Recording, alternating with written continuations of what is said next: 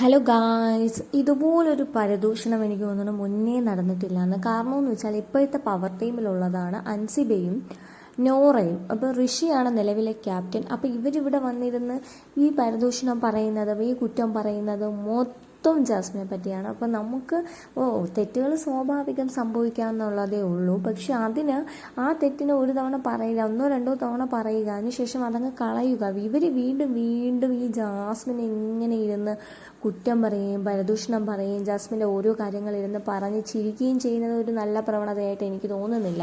കാരണം എന്ന് വെച്ചാൽ ഇവരൊരു പവർ ടീമാണ്, ഇവർക്ക് ഡിസ്കസ് ചെയ്യാൻ ഒരുപാട് കാര്യങ്ങളുണ്ട്. എങ്കിൽ പോലും ഈ ജാസ്മിനെ പറ്റി ഇരുന്ന് കുറ്റം പറച്ചിൽ പരദൂഷണം പറയൽ അതെന്താണ്? ജാസ്മിനെ പുറത്തായാലും അകത്തായാലും ഇതുപോലെ കുറ്റം പറയുന്ന പലരും ഉണ്ട്. പക്ഷെ അത് നല്ലൊരു ഇതായിട്ട് എനിക്കിപ്പോൾ തോന്നുന്നില്ല.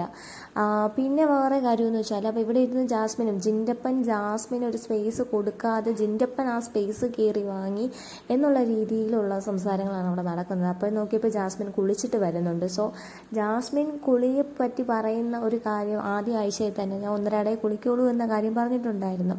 അപ്പോൾ ഈ ഒരു കാര്യത്തിനെ വെച്ച് നെഗറ്റീവ് പറയുന്നവർക്കാണ്, അതായത് നിങ്ങളായാലും ഇപ്പോൾ ലൈഫിൽ എന്നും കുളിച്ചുകൊണ്ടിരിക്കുന്ന ആളുകളല്ല. എന്നും കുളിച്ചുകൊണ്ടിരിക്കുന്ന ആളുകളാണോ? അല്ല. അപ്പോൾ അങ്ങനെ ഒരു സംഭവം ഇങ്ങനെ എടുത്തിട്ട് ഇത്രയും പറയേണ്ട ഒരു ആവശ്യം വരുന്നില്ല. പിന്നെ ഈ ജാസ്മിൻ ഇങ്ങനെ കുളിച്ചിട്ട് വരുമ്പോൾ നോറ അവിടെ ഇരുന്നിട്ട് ഇങ്ങനെ പറയും, കുളിക്കാത്തവർ കുളിച്ച് കാണുമ്പോൾ ഭയങ്കര സന്തോഷമൊന്നും. സത്യം പറഞ്ഞാൽ ഈ നോറയുടെ കുറച്ച് തുണികൾ കാരണമാണ് ജാസ്മിന് കുളിക്കാൻ പറ്റിയത്, അതായത് ഇപ്പം കുളിക്കേണ്ടി വന്നത് എന്നുള്ള ടോക്ക് പറഞ്ഞ് അവിടെ ഇരുന്ന് ഭയങ്കര ചിരിയും ബഹളവും കാര്യങ്ങളും. അൻസിബയുണ്ട്, ഋഷിയുണ്ട്, ആഹാ നല്ല കാര്യങ്ങൾ. അപ്പോൾ ജാസ്മിനെ പറ്റി പറയാതെ ഇവർക്ക് ഇവിടെ നിലനിൽക്കാൻ പറ്റൂല എന്നുള്ളതാണ് അവരിവിടെ പറയാതെ പറഞ്ഞു വെച്ചിരിക്കുന്ന കാര്യം. വേറൊരു കാര്യം എന്ന് വെച്ചാൽ ഇവരിവിടെ നിന്ന് ഡിസ്കസ് ചെയ്യുന്നുണ്ട്. ഇപ്പോൾ ജാസ്മിനും സിജുയ്ക്കും ഒരു കണ്ടന്റും ഇല്ല. കണ്ടന്റ് പോയല്ലോ, ജാസ്മിൻ്റെ കണ്ടന്റ് വെളിയിൽ പോയി, സിജുയ്ക്ക് ഒരു കണ്ടന്റും ഇല്ല. കാട്ടുതീയാണ്, അത് ആളെ കത്തും എന്നൊക്കെ പറഞ്ഞ് വന്നിട്ട് ഒരു കണ്ടന്റും ഇല്ലാതിരിക്കുകയാണ്. അപ്പോൾ അവർക്ക് കിട്ടണ മാക്സിമം സ്പേസ് അവർ കണ്ടുപിടിക്കാൻ നോക്കണം. പക്ഷേ ജിൻഡു അത് സമ്മതിക്കുന്നില്ല എന്നുള്ള കാര്യമാണ് അവിടെ അവർ പറഞ്ഞു വെച്ചിരിക്കുന്നത്.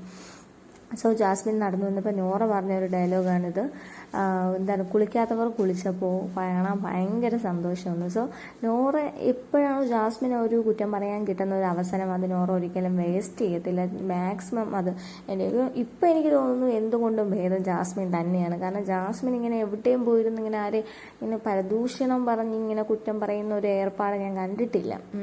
പിന്നെ ഈ കുറ്റം പറയുന്നവരും കാര്യങ്ങളും എല്ലാവരും പവർ റൂമിലുള്ളവരൊക്കെ ഒന്ന് നോമിനേഷനിൽ വരേണ്ടത് അത്യാവശ്യമാണ്. കാരണം അവർക്കും അറിയണമല്ലോ എങ്ങനെ. ഇപ്പം ഗബ്രി പുറത്ത് പോയത് എനിക്ക് എങ്ങനെയാണ് പുറത്ത് എന്നറിയാൻ വേണ്ടി ഇറങ്ങി വന്നപ്പോൾ ഗബ്രി പോയി. അതുപോലെ ബാക്കിയുള്ളവരും ഇറങ്ങി വരട്ടെ, ഈ പവർ റൂമിൽ കയറി വിളിച്ചിരിക്കാതെ എല്ലാവരും ഇറങ്ങി വരട്ടെ. അപ്പം നിങ്ങൾ ചാനലൊന്നും മറക്കാതെ ഒന്ന് സബ്സ്ക്രൈബ് ചെയ്യുക, ഷെയർ ചെയ്യുക, കമൻറ്റ് ചെയ്യുക.